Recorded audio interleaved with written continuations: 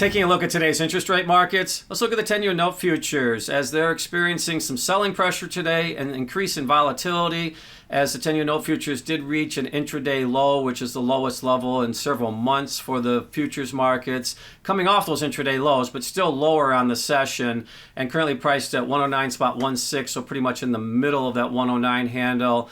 However, throughout the week, volatility has persisted and selling pressure seems to be overriding the trend as well. And so with this pressure today, yields continue to move higher. Now, looking at the driving factors, a couple of things influencing the market. Now, initially, retail sales coming in a little bit better than expected as far as overall data, and that created some selling pressure. But then as we moved through the session, heavy selling pressure in the equity markets, I think, is having an impact in the Treasury markets. We're seeing a rotation unfold.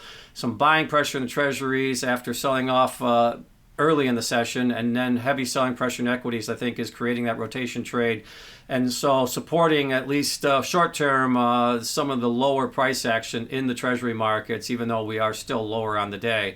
Now, looking at the general trends, we're certainly seeing yields continue to move higher. In today's price action, we're looking at the 10-year yield up 1 basis point to 443 basis points. But the range today was between 440 and 451 basis points, so an 11-point range in yield today.